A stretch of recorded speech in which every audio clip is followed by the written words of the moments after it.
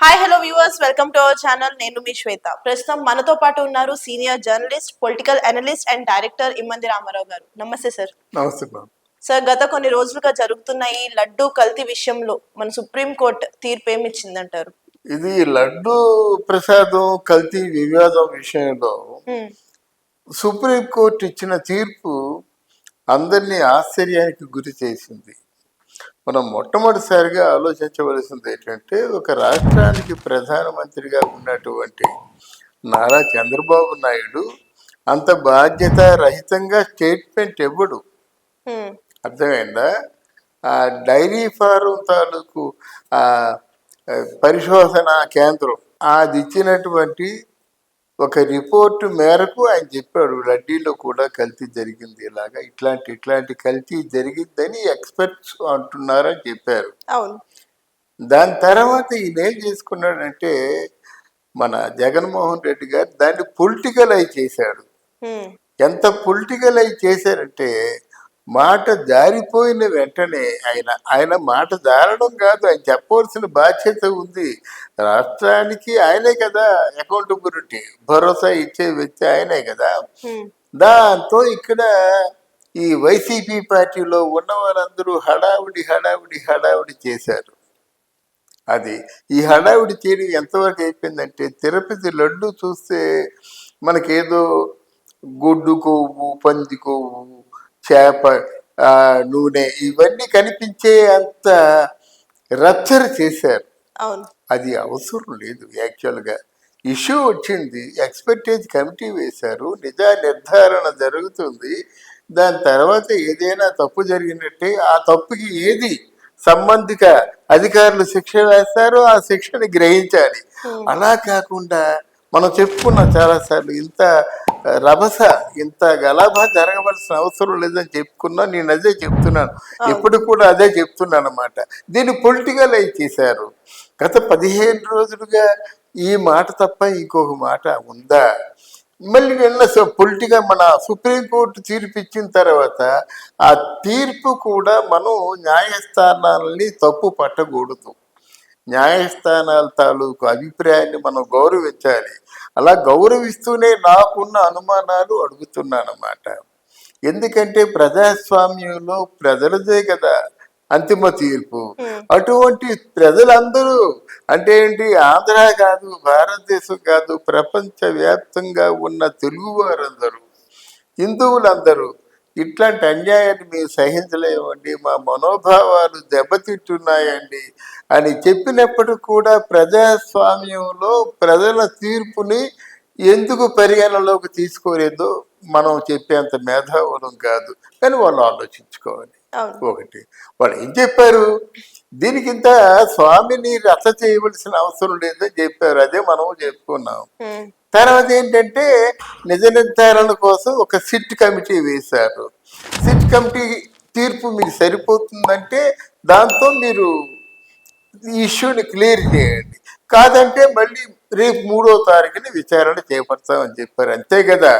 దాని ఏదో ఇంకా గోరంతల్ని కొండంతల్ని గోరంతలుగా చేసేసి మొత్తానికి ఏంటంటే రప్చర్ అయిపోయింది మాట వివాదం. వాళ్ళు చెప్పింది ఒకటి, వీళ్ళు ఇక్కడ దాన్ని మసిపూసి మారేడికాయ చేస్తుంది ఒకటి. ఎటు చెప్పలేక, ఎటు తోచక, ఎటు అర్థం చేసుకోలేక తికమక పడిపోయి మనోభావాలు దెబ్బతిని నలిగిపోతున్న వాళ్ళు మాత్రం స్వామి భక్తులు. కానీ ఇప్పుడు ప్రజలకి కూడా అంతు చిక్కని క్వశ్చన్ ఏంటి అని అంటే, అసలు సుప్రీంకోర్టు ఇచ్చిన తీర్పు ఏంటి? మీరు అన్నట్టు బయటకు వచ్చిన మాటలు ఒకలా ఉన్నాయి, ఇచ్చిన తీర్పు ఒకలా ఉంది. సో అసలు తీర్పు ఏమి ఇచ్చుంటారంటారు? అంటే తీర్పుని మనం తప్పు పట్టలేము. తీర్పు తాలూకు పూర్వాపరాలు ఆలోచించుకొని చూసినట్టయితే నేను అడిగే సూటి ప్రశ్న ఒకటే, మనది ప్రజాస్వామ్యం అయినప్పుడు ప్రజల తాలూకు మనోభావాలు, ప్రజల తాలూకు ఆలోచనలు పరిగణలోకి తీసుకోవలసిన అవసరం ఉందా లేదా? తర్వాత ఆపోజిట్ పార్టీగా ఉంటున్న వాళ్ళు ఎంత రచ్చ చేయవలసిన అవసరం ఏమొచ్చింది? వాళ్ళు తప్పు చేయకపోతే ఇంత ఎందుకు కింద మీద పడి పిల్లు మొగ్గలు వేస్తారు? తప్పు చేసిన వాళ్ళకి ఆ తలంపు ఉంటుంది కదా. మరి ఈ వైఎస్ రాజశేఖర రెడ్డి గారి తాలూకు కుమారుడైన వైఎస్ జగన్మోహన్ రెడ్డి ఇంతగా నలిగిపోవడానికి కారణం ఏమిటి? మీ దృష్టిలో అసలు ఈ లడ్డు కల్తీ విషయంలో రాజకీయాలను ఇన్వాల్వ్ చేశారని చెప్తున్నారు కదా, మీ ఒపీనియన్ లో తప్పు ఎవరిది, చంద్రబాబు నాయుడుదా జగన్మోహన్ రెడ్డిదా? తప్పు చంద్రబాబు నాయుడు ఎందుకు అవుతుందమ్మా?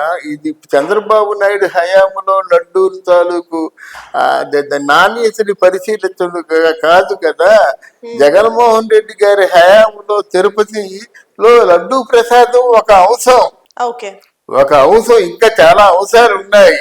ఆ రూములకు ఎందుకు పెంచేశారు, కళ్యాణాలకు ఎందుకు రేట్లు పెంచేశారు, అన్న విస్తరణలో సంతర్పణలో ఉన్న వడ్డించే బియ్యం పప్పు కాయకూరలు అన్ని కూడా ఎందుకు ఆ నాణ్యత తగ్గించేశారు. ఎక్స్ట్రా ఏమో బ్రేక్ దర్శనాలు ఏమో టికెట్లు అమ్ముకున్నారు. ఎందుకు అమ్ముకున్నారు? ఈ చంద్రబాబు దొంగలు ఎంతమంది కొట్టుకుపోతున్నారు, అడవుల్లోకి పురులు ఎందుకు వస్తున్నాయి, ఇవన్నీ ఇష్యూలే.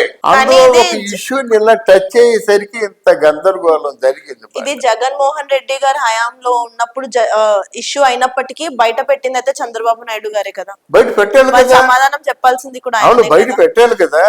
ఎందుకు బయట పెట్టారు? జూన్ లో వచ్చిన రిపోర్ట్స్ కి మీరు ఇప్పుడు ఎందుకు మాట్లాడుతున్నారు అని చాలా మంది ప్రజల్లో ఉన్న క్వశ్చన్ కూడా ఉంది. దానికి మీరేమంటారు? దానికి సమాధానం చెప్తాను. ఏఆర్ బ్రాండ్ నుంచి 2 టన్నుల నెయ్యి వచ్చింది.